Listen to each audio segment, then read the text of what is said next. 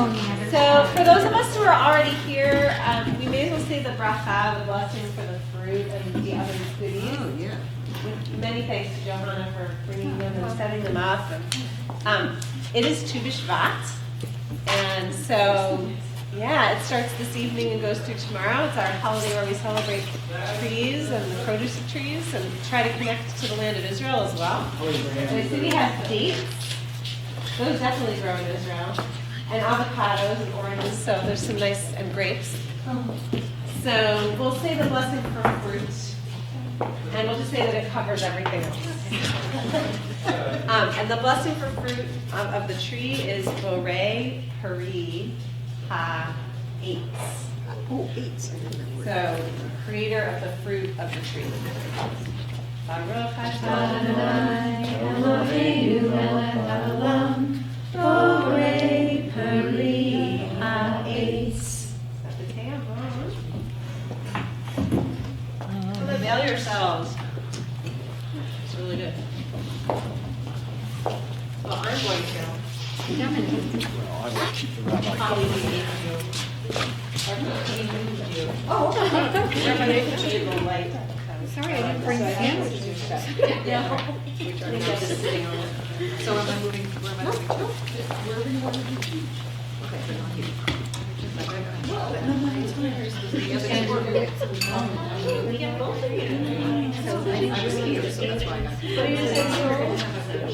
Oh, Well, the thing is that it's from another library. It was from my library. All right. I would have kept it. They took her. Are you all ready to be stimulated? Yeah. Good.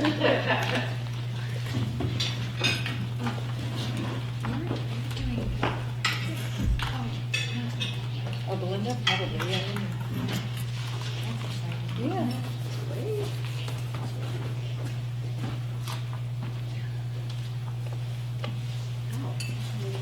I think we should go around and introduce ourselves before we start. Cool, okay. I see other cars pulling out, unless it's a car pulling out from the earlier meeting. Could be Henry. I have a good eye for taillights, like, and headlights coming in and out of the parking lot. I'm very attuned to that, but I think that might be leaving. So we don't have lapel mics or anything? I don't know if we need them. Well, I just said to John that since I'm at the tail end of a cold, I didn't want to be blowing my nose while speaking. That it's sort of like. Is that a very microphone though? I mean, if we were wearing lapel mics. I don't think we need. I don't think we need. I have a lot. And if it ends up just being this number of people, we could shed some tables and make it smaller. I just Into it. yeah, these tables are just Very rare. nice. Run in the spring.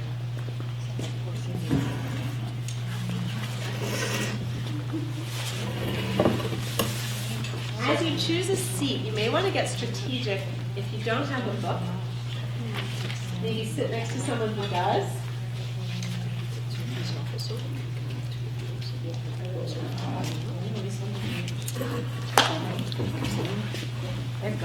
Bonnie going. Yeah. We will be reading out loud when we do the talk about excerpts anyway, but you know, if you want to be able to peek at someone.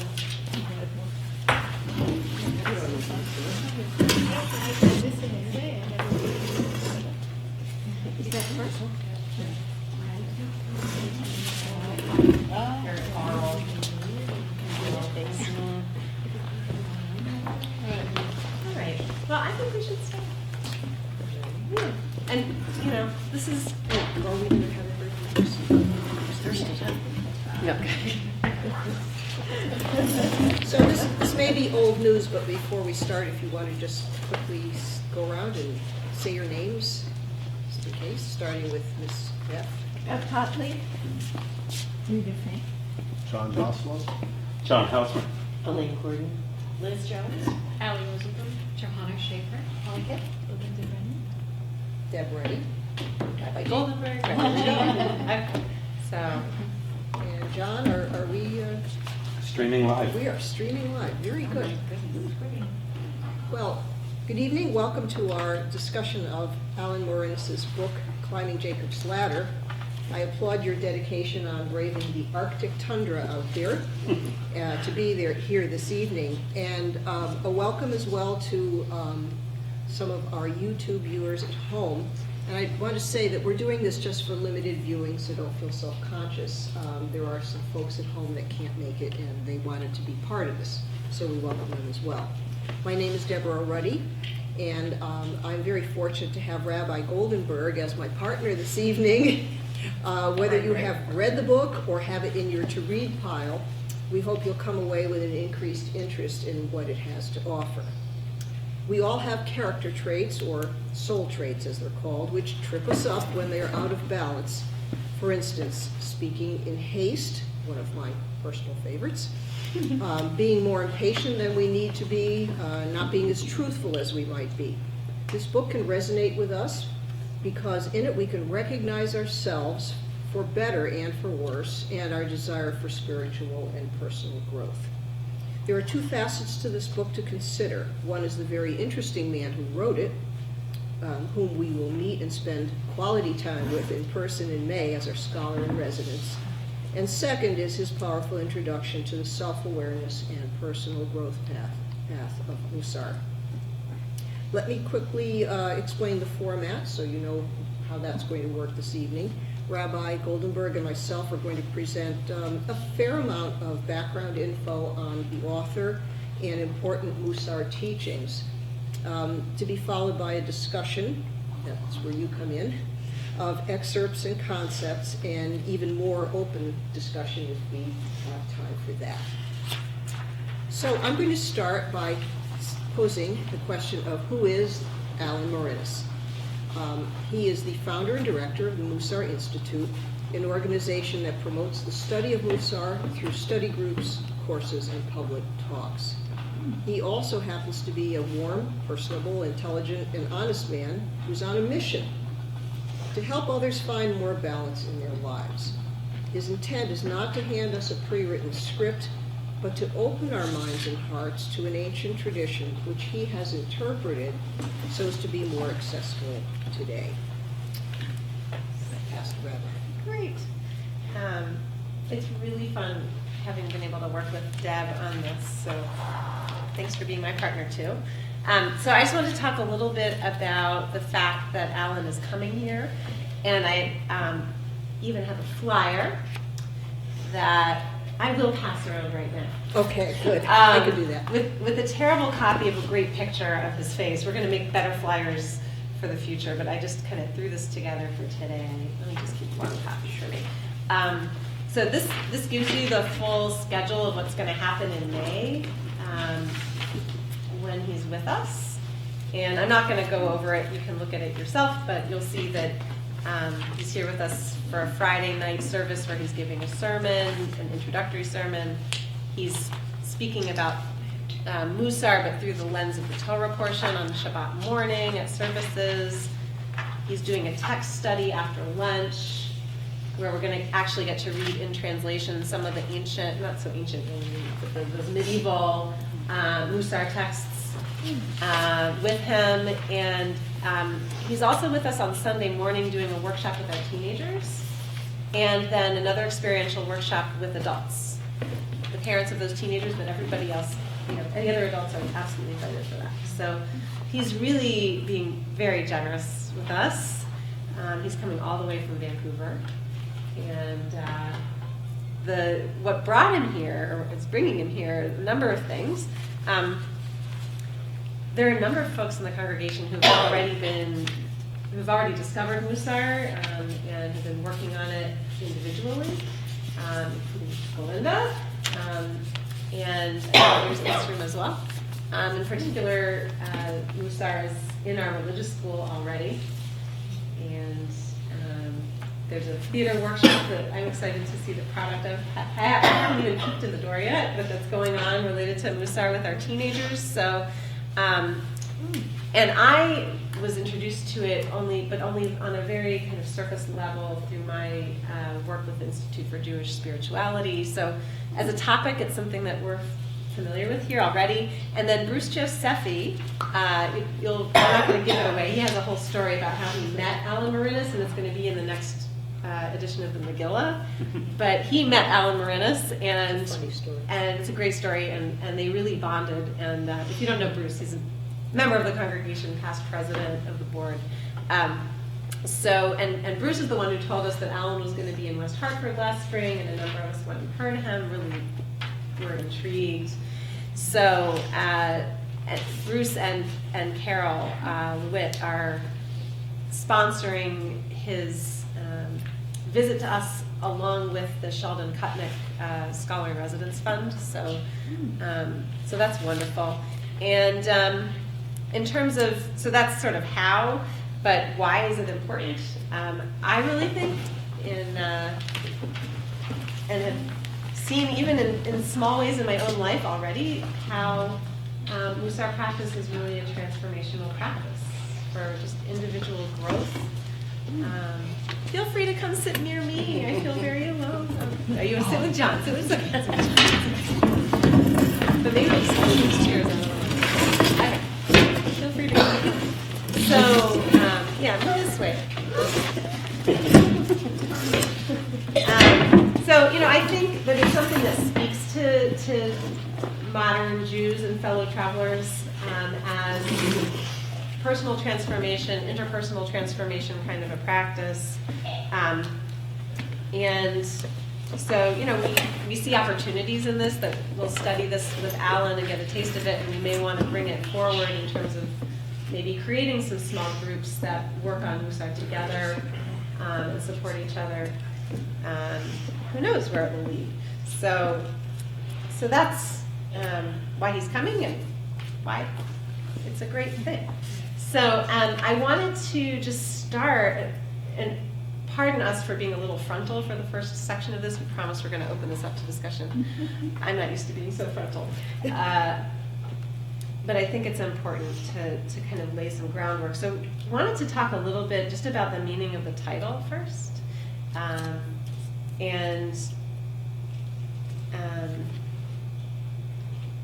I have a feeling many of you have read this book. Actually, don't feel bad if you're not raising your hand in answer to this question. It'll just help us understand the group. Could you raise your hand if you've read the book? Because it'll help us know how to kind of tailor the conversation. Or most of the book, some of the book, enough of the book.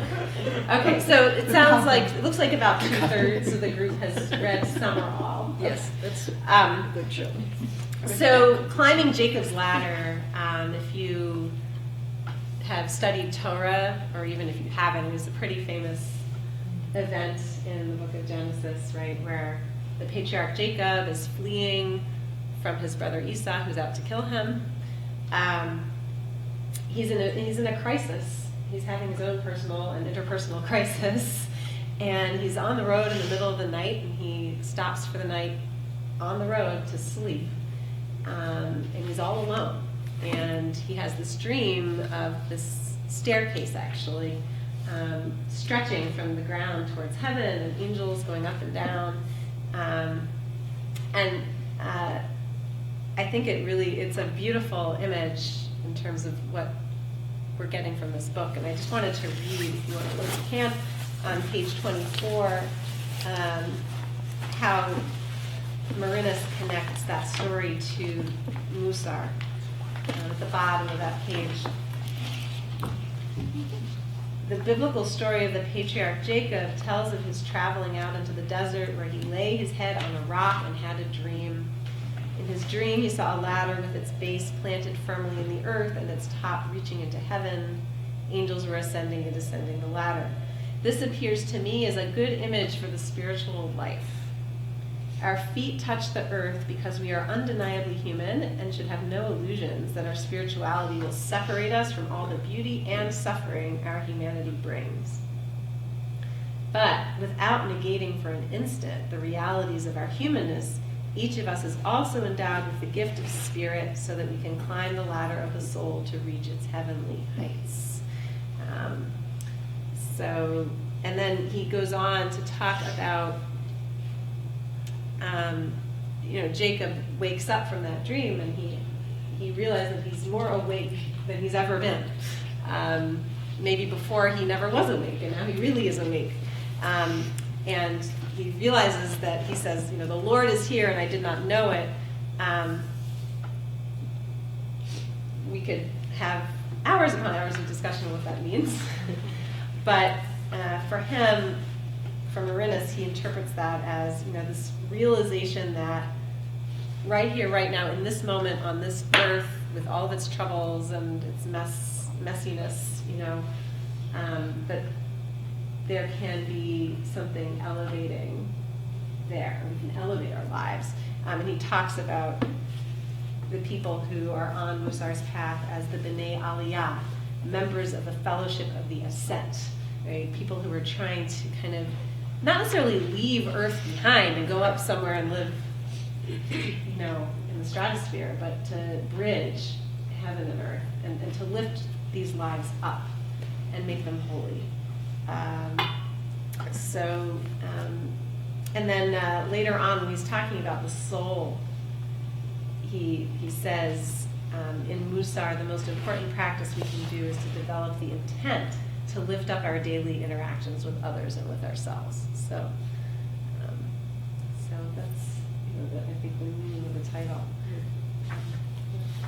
Yes, that word intent is very, very important. Yeah. Because, as he emphasizes, we're not perfect and probably will never get there, but it's that will, that intent to move up at least another rung every now and then on the ladder. I'm going to tell a little bit about Marinus' personal journey. Some of you may know this. Some of it's biographical from the book, and I've sort of assimilated things. Marinus was born in Toronto. He currently lives in Vancouver, British Columbia, with his wife of 30 years, Dr. Bev Spring, and their 2 daughters. In his younger years, he had completed his doctorate in social anthropology at Oxford University, which he attended on a Rhodes Scholarship. He and his wife spent time in India studying yoga, doing meditation, in Hindu and Buddhist spirituality. They also worked for the World Health Organization. He returned to India after in order to do research for his doctorate study on sacred journeys or pilgrimages. Interesting, since that's basically what he was going to become. Yeah. In addition to his university post upon returning back here, he became involved in various investment deals and a filmmaking company, which was doing pretty well, but then he decided to go out on his own and created his own successful film business. But unfortunately, he took on increasingly higher risk projects, and eventually the company collapsed in financial ruin. This triggered a bout of deep depression, remorse, and realization that he had strayed far from his core values. The possibility for a way out and up comes from his reading about Musar, a path of spiritual practice that had developed within the Orthodox Jewish community over the last 1,000 years. His studies take him only so far, but fortunately, he meets Rabbi Yechiel Yitzhak Per, the head of a yeshiva on Far Rockaway, Long Island, which teaches and practices the Musar way. I wanted to make a comment about Marinus in terms of, he had a central question about orthodoxy. Since it grew out of the Orthodox Jewish tradition, was it a requirement to be Orthodox in order to be able to follow that path?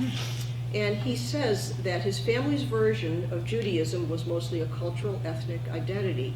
He says, my sister and I had been raised as secular left-wing activist Jews with only a nod to religion and none at all to overt spirituality. So his question was, did the study of Musar inevitably mean that one had to follow the rigors of orthodoxy, or, he says, could it be useful to people like me who do not live according to orthodox rules, but who nevertheless believe that there are good directions for living in traditional sources as the Bible. And via Rabbi Pear and many discussions with him, he discovers that Musar can be learned as a discipline without taking on the whole of the Orthodox culture that had birthed and sustained it. And a quote, elevating and purifying the inner life is an intrinsic spiritual value of the Orthodox world. And Musar had been developed within Orthodoxy to help people reach that goal. But someone who wasn't part of that world might well share the Orthodox appreciation for the refinement of the heart and soul. You want to talk about history first, but you went there. Oh, okay, let me do that. Yeah, that's fine. I'm glad somebody's keeping track. Let me see. Sorry about that. Oh, I have it right here. There we go. Okay, a little bit of historical evolution. Oh, yes, thank you. Okay, sorry. All right, we're going to mention briefly what is Musar, a general definition in history. It's defined as a spiritual practice for personal growth rooted in everyday life that provides us with an honest awareness of ourselves and of life. And the word awareness, we'll see, is very key. It will show up later in our discussion on the topic of identifying soul traits. Its testing ground takes place in everyday life. A bit of historical evolution. The well springs of Musar date back to the 10th century Babylonia, and it continued over generations of 1,000 years as an inquiry into human nature. Now, things went on for a while. Different rabbis would add various teachings and interpretations, etc. But it was revived in 19th century Lithuania by Rabbi Yisrael Lipkin Solanter, who perceived that Musar could be an answer to diverse social tensions that were tearing at the Jewish community of that time. For instance, the oppression of the Tsar, the attraction of new social ideologies such as socialism and communism, the call of the Zionist movement, and the secularizing effect of the Enlightenment. Our modern influences have changed, but we can perhaps recognize Musar today as a means of combating the lure of excessive materialism. That's something that Rabbi Perry talks about. Yes, he does. Musar practice and practitioners were almost lost in the Holocaust, but fortunately for us, a small number of descendants of that centuries-old line are here to continue that spiritual tradition. And actually, I think this is a real testament to the power of books, too. That, Yes. the people that practiced this tradition, They hadn't so written many of them the perished, books. but if they hadn't written books, we wouldn't know. And yeah, and it also, I mean, when you think about the Holocaust and what happened to books, the burning of books, what that really means, when we lose that record, the fact that we have this treasure that connects us back, 1,000 years, it's quite miraculous, actually. It's quite amazing. Because my sense is that most of the practitioners of Musar in Europe in the 19th and early 20th century were ultra-Orthodox Jews, and that community, precisely that community was really decimated in the Holocaust. So it really is it's a miracle. We're fortunate. Yeah, I think we are. And then the fact actually that someone like Alan Marinus kind of rediscovered it for modern liberal Jews, non-Orthodox Jews, and translates it in such an approachable way. So, sorry, do you have any more you want to No. say? Okay. I'm happy girl. So, wanted to talk a little bit about the soul and soul traits, and then we promise we're going to talk, all of us. But the heart of Musar is doing this kind of investigation of the soul and the traits of the soul and trying to refine them and balance them. And I think it's probably helpful for us because Marinus struggles with this, to look at how does Jewish tradition, how does Musar understand the soul, period. Because what is it? It's not necessarily clear when you say the word what we're talking about. And so if you look at page 55, at the bottom, I'm just going to kind of jump around and give us a little bit of a taste of what he says about the soul. So at the bottom, everyone see that? Where it says Rabbi Pear. So Rabbi Pear begins to talk about what really is meant by refining the soul. And he says, in the classical sources, it says that a person is connected somehow to God. And that connection is the soul. The soul is not part of God, but it is a connection to God. Now I'll say that's his interpretation of soul. There are a lot of Jewish ways of talking about the soul and how it's connected to God. I mean, some people will say that the soul is the indwelling of God in a human being. So he has his way of talking about it. And then he says, the soul is like the flame of a candle, the body being the wick.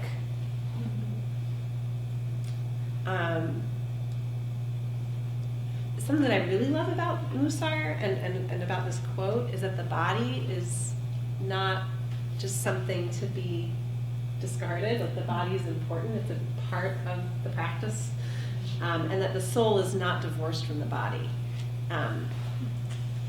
So he says, we've learned to think of ourselves as beings composed of body, mind, and spirit. Musar tells us that these and all the other features of our lives, including the shadowy depths of the unconscious, are intimately linked. They are all faculties of the soul. That insight dissolves the resolute divorce of mind and body, inner and outer. You can no more separate them than you can detach a flame from the wick on which it burns. And, I see a lot of connection between Musar and mindfulness work and Buddhism, which he doesn't always tell you that he's kind of morphing them together, mushing them together, but he kind of does. But I think there are a lot of parallels, and one of the parallels is that, in mindfulness practice, that one of the first things you learn to do is pay attention to sensation in the body, pay attention to the breath entering and leaving the body. It's all part of one whole. So that's, the soul is the connection to God, and that it's, all of us is really the soul. And then he talks about the different aspects of soul. There are different parts, 3 parts. So if you, let's see where I want to look, page 56. Yeah.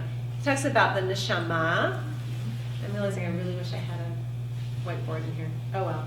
Okay, if you look at page 57, you'll see where it says neshama in italics, because you're trying to visualize that Hebrew word. Neshama is the most elevated and purest aspect of soul, and it shines at the deepest core of our being. And that's the pure part that can't be stained. It's always pure. And this can raise interesting questions about, wow, every single person has an unstained, pure aspect of their soul, no matter how evil they may be acting. That's interesting. Then the next dimension is ruach, the aspect of the soul that's the source of animation and vigor. It's like the spirit of life. Ruach is also wind in Hebrew. You could think of it as breath. It's the part that it's the living breath, the living spirit. And then we have the third aspect, which is nefesh. And that includes all those inner aspects that link us to our lives on earth, including the physical body. The physical body is part of the nefesh, part of the soul. So the body and soul are in fact a single indivisible whole. Without the soul, the body is dust. Without sensation and the play of physical forces, the soul has no connection to the earth. It is the union of body and soul that gives rise to human experience. And then he talks about how a lot of this soul refinement, the working on the soul traits in Musar is like it's refining that nefesh so that the neshama can shine more clearly. It's like he likens it to the sun and the clouds that obscure the sun. The sun is always there shining, it's just a question of how many clouds are in front of it blocking its light from coming through. Yeah. So I think it's a very encouraging image that we all have that potential. We all have the light, actually, right? It's just, we have to work to somehow part the clouds or clean the glass, so that, so the light can shine through. All right. So Did you want me to do? let's talk about the midot a little bit. Okay, I'm going to, So the word midah, as you hinted at, we'll explain it. He translates as a soul trait, which is, I think, a really good translation of that. But the word midah, just so you know, comes, and he may talk about it here, I can't remember. In Hebrew, a midah is a measure. So it's a quantity, a measure of something. And so not only is it a quality, a soul trait like, say, pride or loving kindness, but when we're thinking about the midot, we're thinking about the quantity of it also, and how it is in balance or out of balance with other traits. And what is the right amount of anger for this moment? You know, what is the right amount of humility for me given how I am constructed? And the idea in Musar is that the midot, all of us have all of them. We're all born with all of them. And this is like a really long list that he composed from multiple sources, and there's probably even more than this, but we all have them all. The question is, how much do we have of each? And which ones do we need to work on? And Marinus talks about everyone being born with like a spiritual curriculum. And it doesn't mean that you're a bad person, that you have more anger, than you should, right? It's just, you've been born into this soul with that lesson to learn and to kind of figure out for yourself, right? did you want me to So, talk briefly yeah. about the spectrum? Yeah. So, I'm quoting here from somewhere, sorry. Each of us is endowed, he says, at birth with every one of the full range of human traits, and that what sets one person apart from another is the degree or measure, as we've just said, of the traits that live in each of our souls. What gives us our distinctive way of going about in the world is whether these traits exist in us in too high or too low a measure. Musar sees soul traits as on a continuum where with more balanced traits in the center. And he gives an example of the spectrum of behaviors. For instance, at one end is unyielding rigidity. In the middle are strength, or gevura, loving kindness, chesed, and at the other end of the spectrum is sentimentality. So you have on one end sentimentality and unyielding rigidity on the other. And what he's saying is that the idea, of course, is to try to, get somewhere in the middle, and that not every one of us is going to fall in the same place on the spectrum, but for who you are, it's to find somewhere in there and modify those extreme ends through, he says, by uncovering the holy purity that is innate within us through introspection and self-awareness, that we create a map of our inner life. And I kind of like that. And as we'll see, he says another way of defining Musar is tikkun midot hanefesh, literally rectifying the tunings of the soul. And that is our spiritual curriculum or job.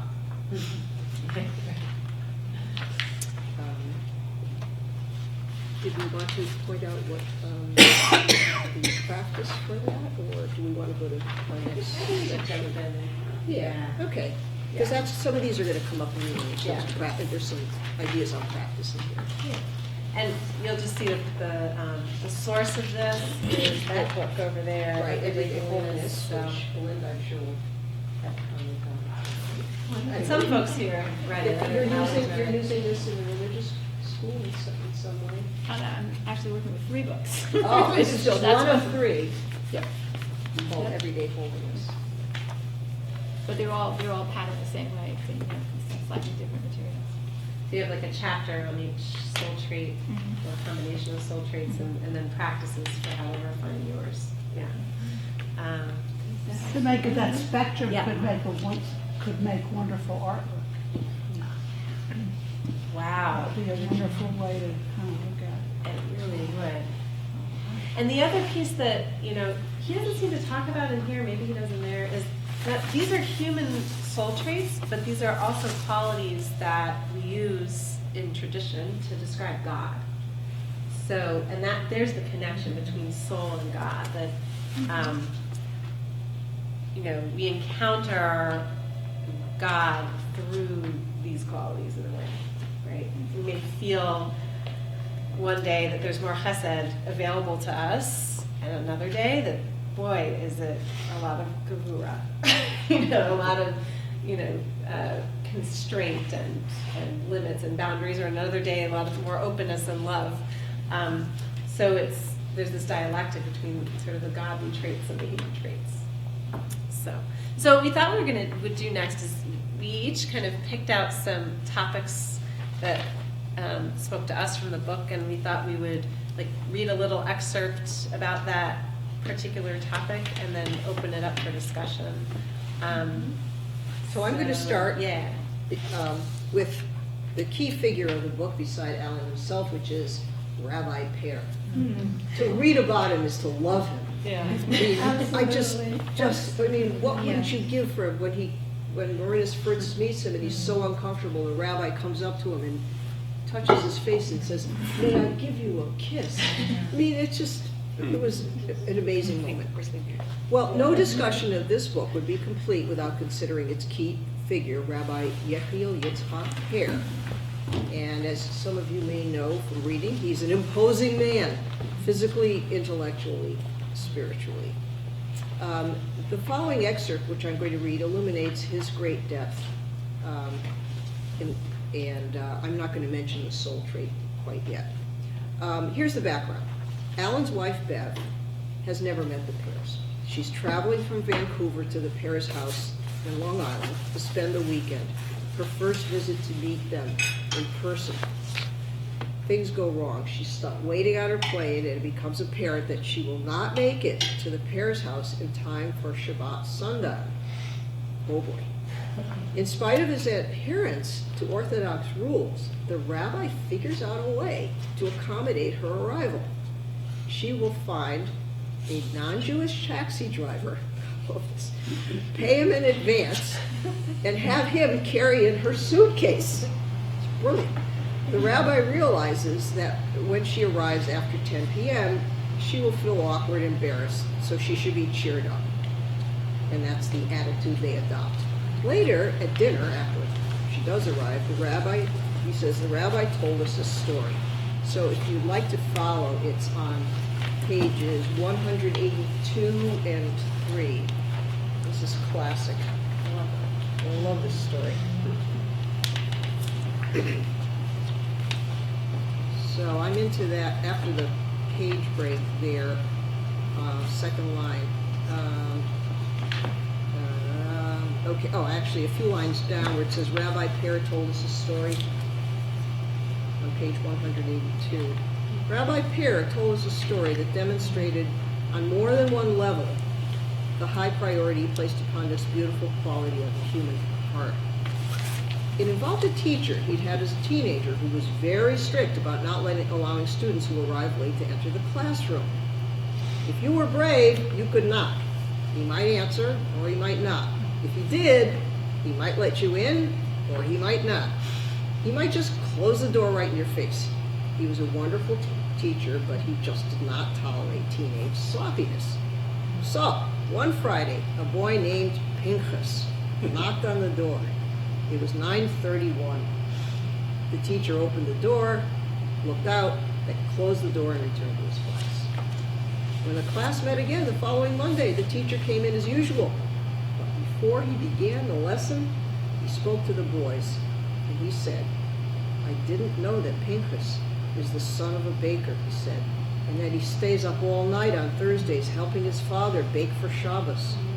And After working the whole night, he goes home, takes a shower, changes his clothes, and then rushes here to class. Pinchas, he said, turning to address the boy, now with tears beginning to stream down his face. Can you forgive me for not letting you into the class on Friday? Can you ever forgive me? I was so wrong. By the time he finished the story, Rabbi Pear's eyes too were streaming with tears, and his voice caught as he said, can you imagine that man, the man cared that much? And while he told the story to illuminate the quality of loving kindness, it was clear to me that he also wanted to relieve any feelings Bev might still be carrying about her unavoidable lateness. And so telling that story was Rabbi Pear's own quiet act of loving kindness. It was a story within a story.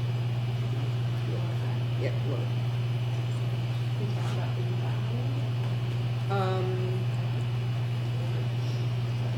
Oh, yeah.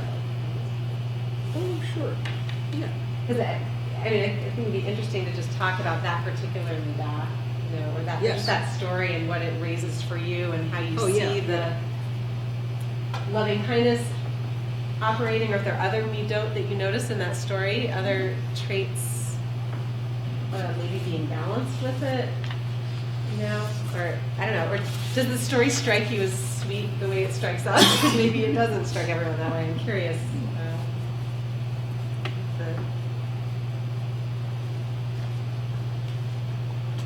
Or the story of Bev arriving late for Shabbat and what Rabbi Pear does to accommodate. So I'll say, you know, I've had the experience of arriving late for Shabbat to Orthodox relatives and was definitely not greeted by a story about loving kindness. I was greeted with cold, stony faces. Oh, yes. You sure they were your relatives? Oh, yes. I don't, you know, what I see, and it's interesting because the teacher is using gevura being, I don't know how he translates it here. Well, actually, Gavori puts kind of in the middle. It's that unyielding Yeah. rigidity. And And, that you know, he it used doesn't that- say unyield, but yeah, but like strength, Yeah. drawing a boundary, right? He draws that boundary by shutting the door and always Right. saying you have to There's be no on time. deviating. There's no deviation. And then that same rabbi is able to stand in front of a class and cry and be so humble. I mean, you know, I'm thinking back to my teenage years. I definitely did not have teachers who would ever have apologized for anything they had done wrong in front of my classes as teenagers, because, you know, the teacher is always right and the teenager is always wrong. And so I just found that really moving that he had such an open heart and so much humility to be able to just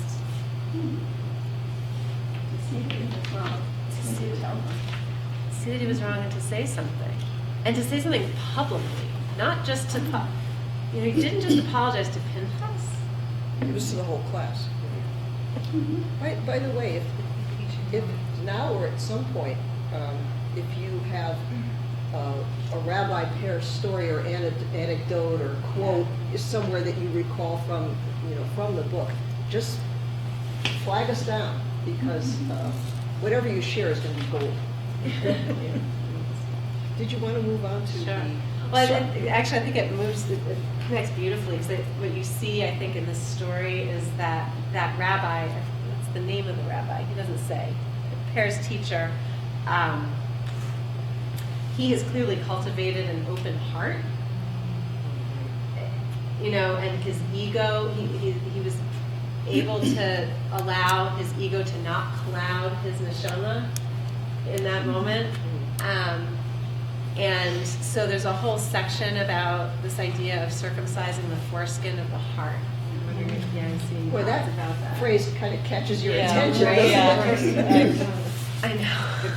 I'm used to saying words like circumcise and foreskin all the time, so. But it comes, I mean, you know, the quotes come from the book of Deuteronomy. It comes from Torah. We're told to do this, that we're supposed to do it for ourselves, or that God is going to do it for us. Circumcise the foreskin of the heart. But so Marinus brings this question to Rabbi Pear about what does this mean, circumcise the foreskin of the heart, and he answers, and I'll just read a little excerpt on page 69 at the bottom.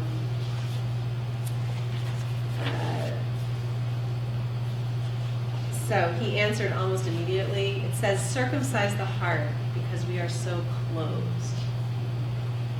He shook his head and repeated more softly, sadly, we are so closed. People say, I can't believe this is happening. Why? Because we can't absorb the experience. Why can't we absorb the experience? That's because of orlas halev, the foreskin of the heart. Callousness, we call it today, not allowing feelings to penetrate, not allowing oneself to be soft, to have pain. I wonder if you have examples of that, Pam, like, I know I do. Not being able to take it in, believe that it's happening, or open up to something, especially something painful. Can I pose a question to Sure, these guys? yeah. It just occurred to me that because of there's so many traumatic, violent things that we are aware of in the world, especially via the media, that it seems that we've all collectively learned to callous on our heart, almost as a protection. Do you have any thoughts about that? How, is there sort of a balancing act here? So I was thinking the same thing you were in terms of protection. That was the word that was running through my mind. So if you're an open heart all the time, aren't you just living in pain? You know what I mean? Just give it to me all the time. And so I thought of the word protection. For me personally, it's not so much about the world in which we live, although I'm sure that's a piece of it, or what's going on in the media, or all of those things. Certainly that's a piece of it. But even without it, right? So even without understanding all those things, I can't imagine walking through every day with that kind of unprotected. So it's just an interesting question. So what does open really mean, and what does letting one's soul breathe, I think is the word that I used when I sent the question. Yes, you did. What does that really mean, and what leaps of faith, no pun intended, do you have to have in order to be able to open yourself up to what it will inevitably be, or what one perceives to be pain?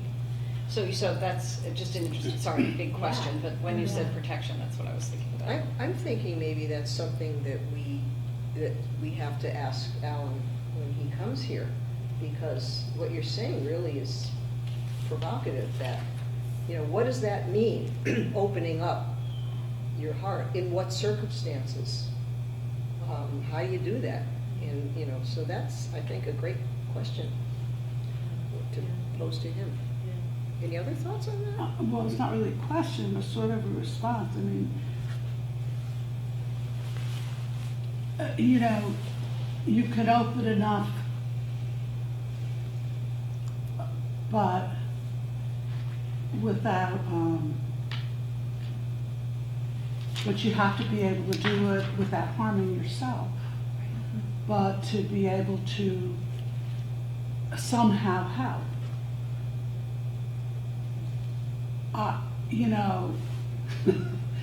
I sometimes turn off the news for a few days because it's so unbearable. And it's out there, and you kind of have some idea. I think everybody has some idea of what they can do to help. And it's, we may choose different things, but it's only that much that we can do.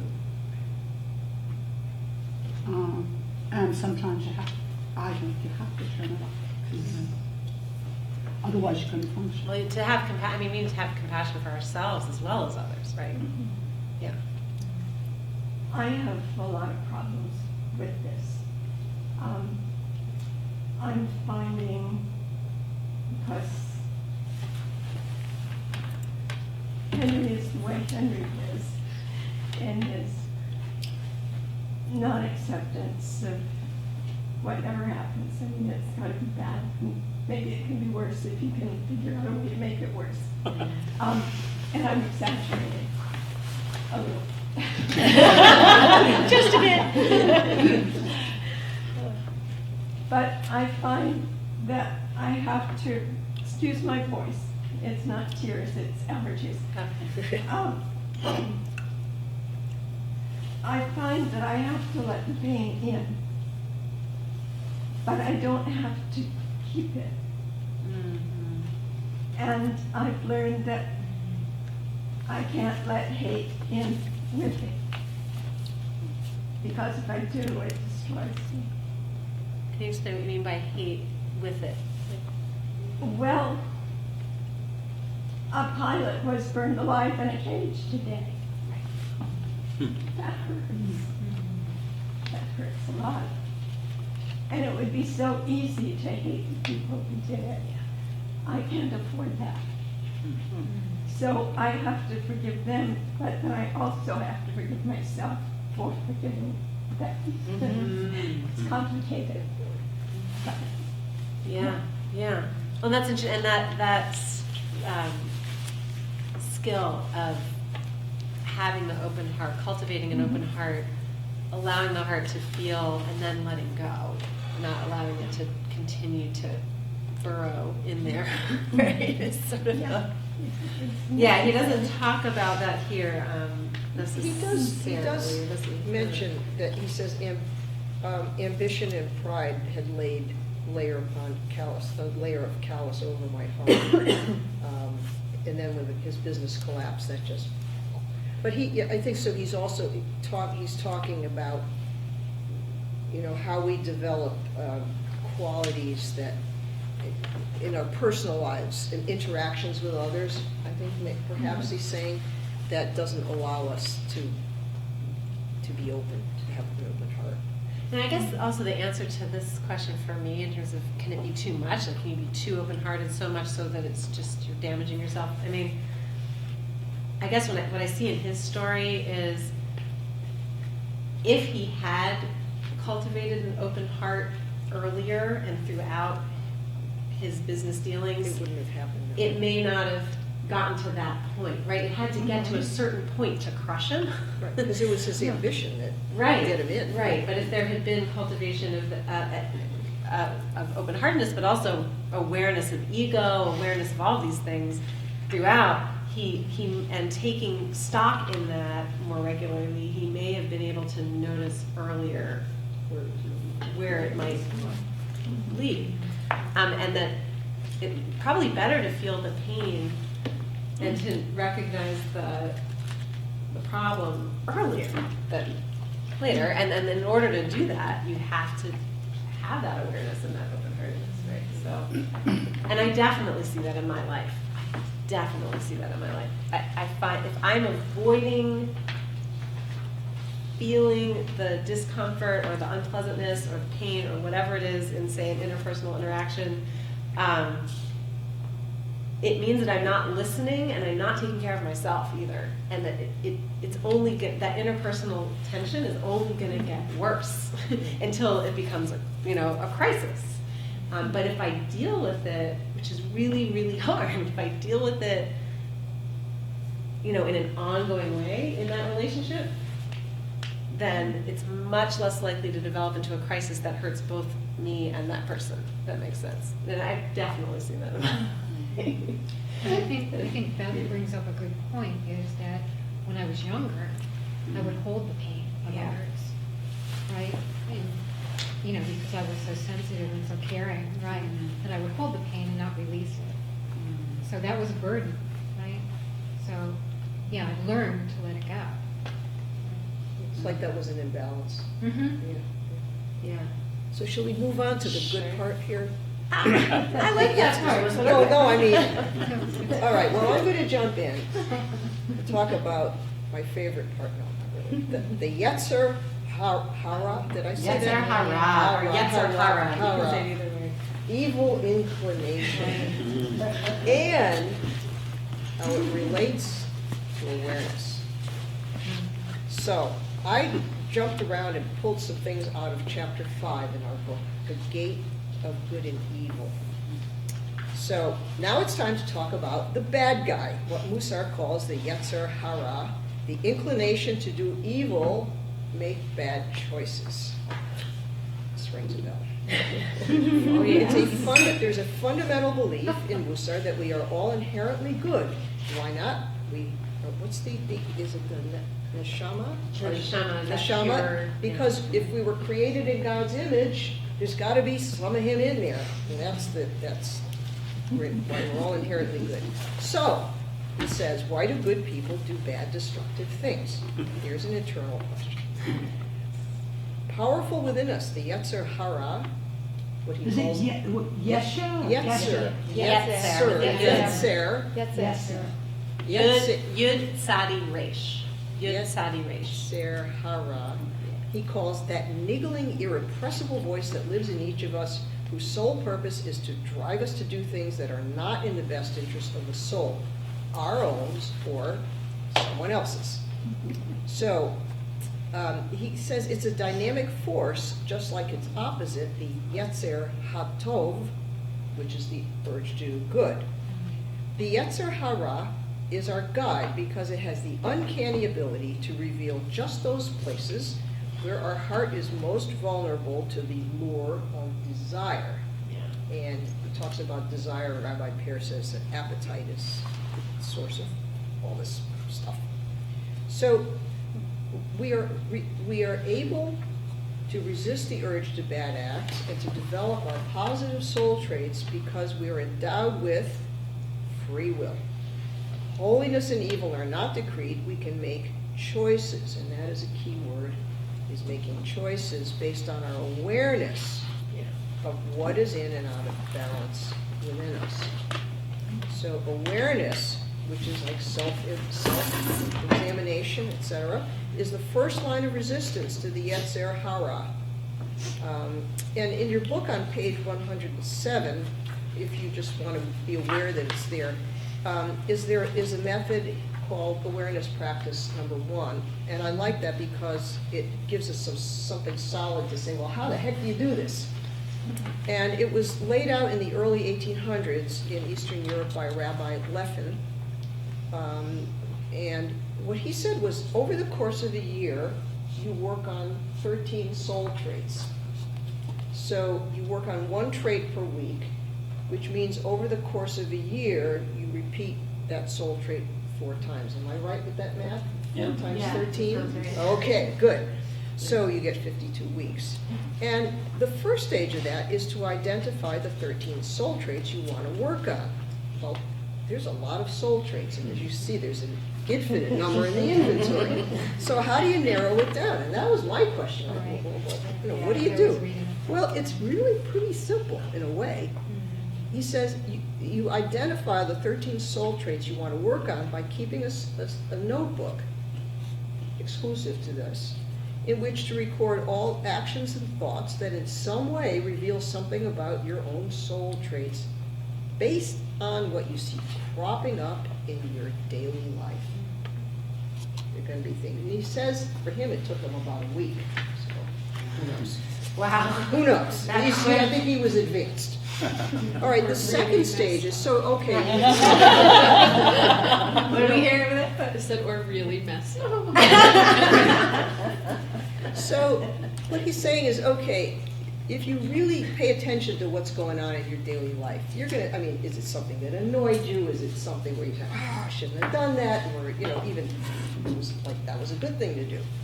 So second stage is you write a 1-line summary of each trait as an example, and I think that's what he has here. They're very short phrases. He said, as an example for equanimity, I like that word, equanimity, rise above, the definition is rise above events that are inconsequential, both good and bad. So then he goes on to say, in the morning, before the day starts, you read to yourself the summary statement that pertaining to the trait that you're working on that week. And then in the evening, you record in the diary anything that happened during the day, but only things that relate to that same trait.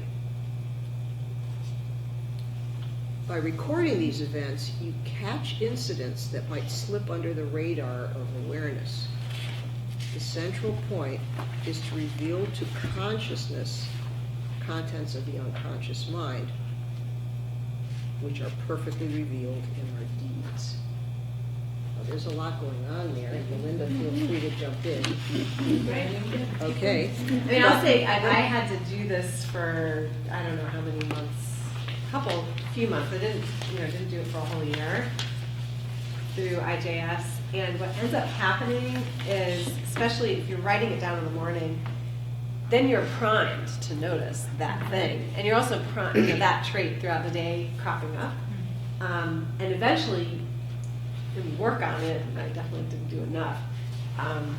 You start, and I don't know if you're going to read this quote, but you start to build an awareness such that there's more and more space between an experience and your reaction to it, right?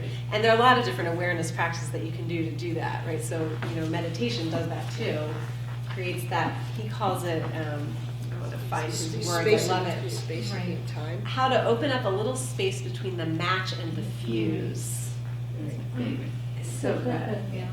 And, and there are other practices in here related to that, like, which maybe we'll get to Yeah, later. actually, Did you know about this is- anger? yeah. I think it's I great. love the anger Did you like the anger shows. ones? You wanted, yeah. He talks about the examples that you make rules for yourself, and you have to drink a glass of water before you can react, or you can only react when you're wearing your angry shoes. So you have to look down at your shoes. So if something happens, you have to look down first to see if you're wearing your angry shoes. And then, And some of them are pretty simple, like wearing a rubber band Right. for his impatience Yeah. or anger, and just, he feels it coming on, he has it in his pocket, he puts the rubber band on, and it's like, a physical reminder, very basic, of what's coming on, and to just take a step back from it.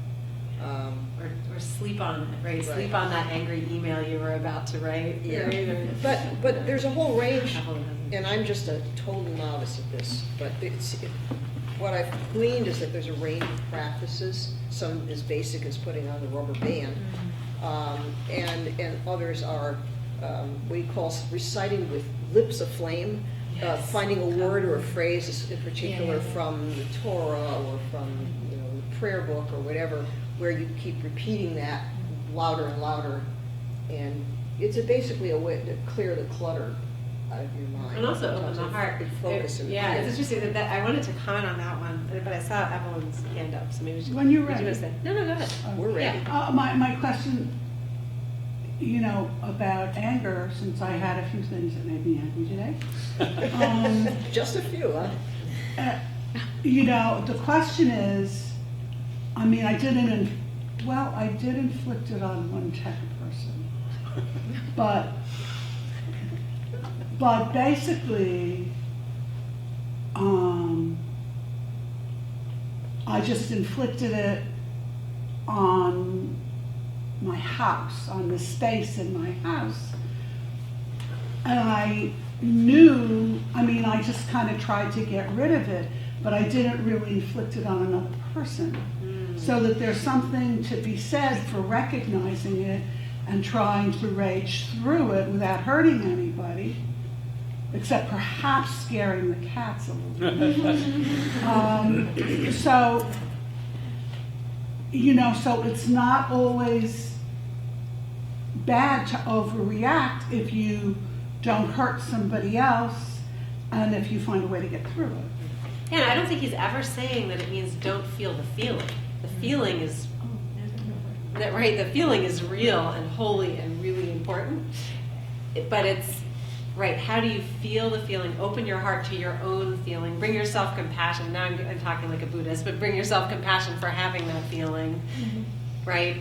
And then open up space between the feeling, which you have to feel, and the Yeah. response, if there will be a response. And that's what creates time to make a choice, right? That's where the free will can then come in, and you're free. Then you're free to choose. Okay, am I gonna?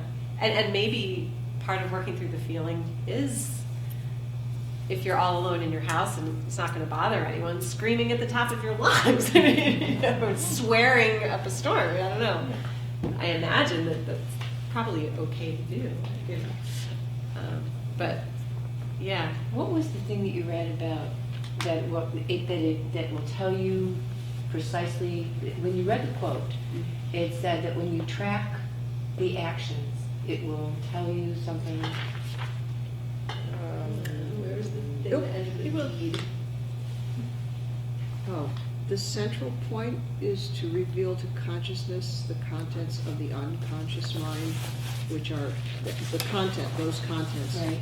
are perfectly revealed in our deeds. Right, so it seems to me that one of the things that happens, because I think, I moved here from the Midwest when I was in my 20s. And the first thing I noticed about moving to the East Coast was that people seemed a whole lot angrier here than they did in Chicago. And I thought of it as free-floating hostility. And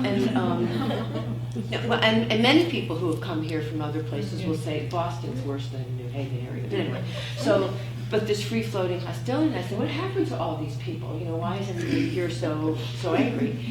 And you know, you talk to somebody in the supermarket and they yell at you. Anyway, but so what I thought that in part meant was that if you're getting angry a lot, I mean, maybe once you recognize that you're getting angry a lot, you're going to try to see the pattern of what's getting you angry, which then leads to having to be open about the discovery and honest about that. And because it isn't just doing it or this, but it's why.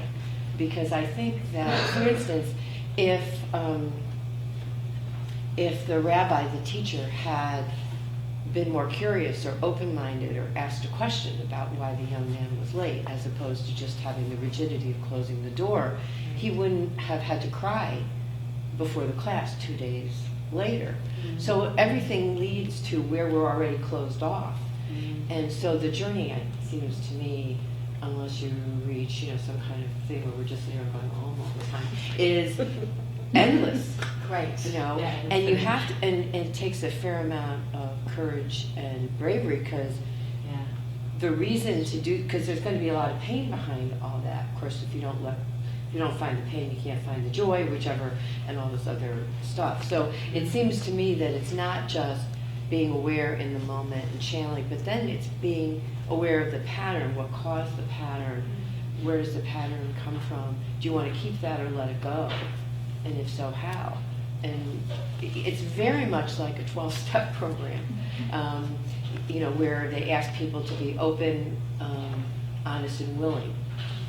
And, you know, which is, you know, that it's simple. You have to remember how, you know, honesty, openness, and willingness.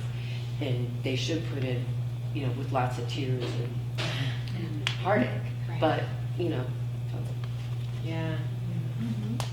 Thank you, that was I was gonna say, I think part of this work, when we talk about circumcising the heart, is being able to develop a tolerance for your own feelings, Yeah. period. I mean, like, baseline, before you could figure out what's going on, is you have to be able to to hold it, to be able to allow yourself to feel it, whether it's good, bad, or indifferent, as opposed to sort of just this automaticity and, you know, shooting out a response. And, Or ignoring it. or, yeah, Trying to shut or, you it know, or, away. yeah, trying to distract yourself from Yeah. it. But just that alone is work and time and effort, and it can be painful or frustrating, and it's not easy.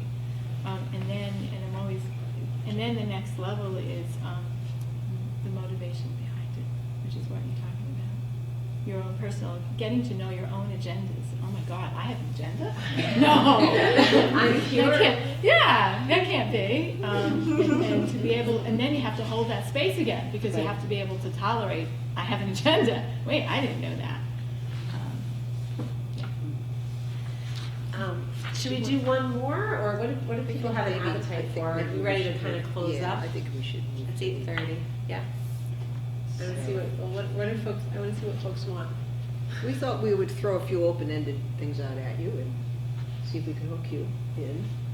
Oh, I just want to say about that, like, I also knew that my anger was out of proportion, Right. you know. I sort of, I had that awareness, and I guess that that's one of the things you start writing down. Yeah. Because I knew there were other things that made it so ferocious. Mhm. Yeah. That was- So,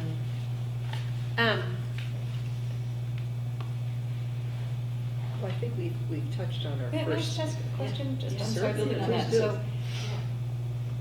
so is the point or the process or the start, I'm not sure which, that awareness by itself, so to your point, kind of awareness of, I love what you said, developing a tolerance for your own feelings, I think that's really cool. So that, and then the step after that, and the step after that, and let's call all of that awareness and learning, that through that process, you get closer to balance, so that you don't. So step one, I got angry, I know I got angry, I knew it was out of proportion, I took it out on, the door jamb, and so scared a cat, but I'm okay. So that's, step one. Step two is, okay, I have an awareness of that anger, I'm gonna create a little more space, I'm gonna forgive myself for having that anger, I'm gonna create a little more space between the fuse and the flame. Okay, a little less angry, and and then by the time you get down to all of that space, that you become more in balance. I mean, is that the general? I'm just trying to make some sense of this, I guess, and see. I don't know, just trying to think about that. So, I think what Alan says in his book is that awareness alone is not enough. Yeah. That's not enough? Awareness is not enough. So that we would say, like, don't be angry, don't overeat, don't do bad things. That awareness is not enough. And so he has sort of the system of sort of opposite traits to work on. And so just saying not to be angry is not enough to stop being angry.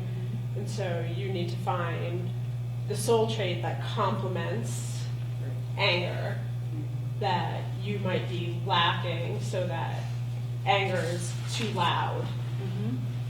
So that could be patience or humility. And then he gives steps to work on patience, to start with a very small amount per day and to build on that. And then the more patience you create, or So it's this kind of. yeah. right, It brings that the you will volume be down. less likely to respond with anger because your patience will be greater.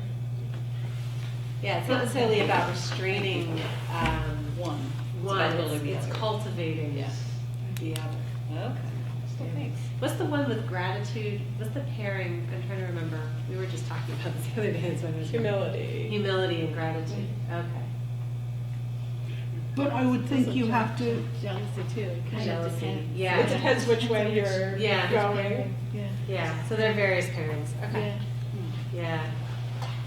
Well, I thought it was interesting that you said, like, at the beginning, if you look at all of these, they're words that we use to describe, God Yeah. at some point. So we're trying to, I guess, develop our souls Right. and move a couple rungs up the ladder to wrap this all. Beautiful. To Tied move a a couple nice bow. rungs up the ladder to a more, out, to it's aspirational, right? To be, I don't think we're gonna become godlike, but we're gonna become more of what, more soulful, more holy. Whole is Whole. a word that he uses. Yeah. You still may feel every little bit of this in all the good and the bad, but that you'll recognize it, be able to deal with it. But also in in the transformational stages, even he's saying that ultimately, and this is like after you're working on a, I don't know, gazillion years, Years, feels right. like, but that the impulse itself, like that impulse Will of never- anger, is not gonna be that same impulse anymore. Oh, really? Like maybe it was up here, and maybe now it's, kind of over here. When you've transformed the impulse itself, that you no longer have to do something, Right. then you know that something's happened, something's been transformed. But I am guessing that to find what the opposite of that would be, you have to kind of do that writing thing. Till you find which trait is the opposite of.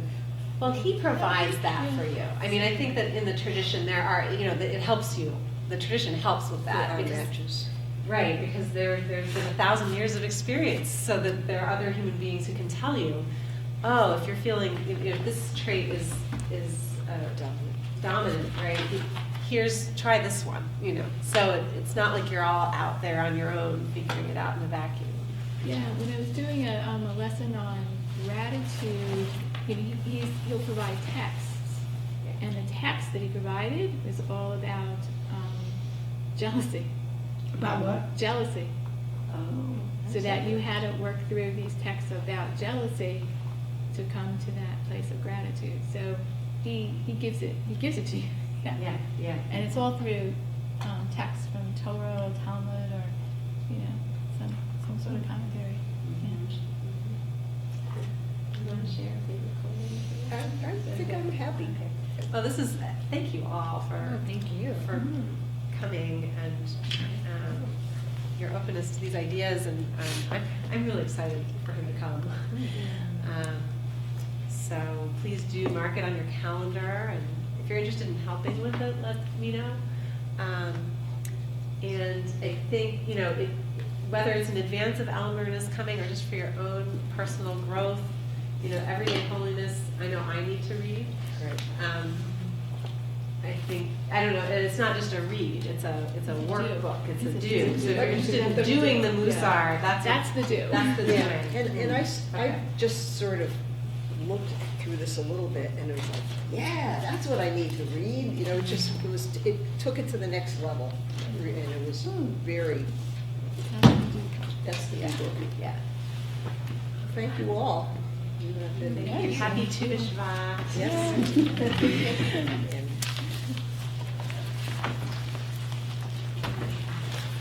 Thank you, Deb. Thank you, Rabbi. Put her there, partner. It's good working with you.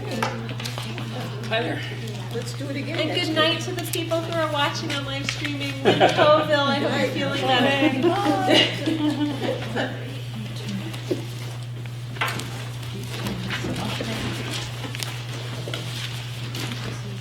Yeah, let's do it again, my dear. Let's do it again next week.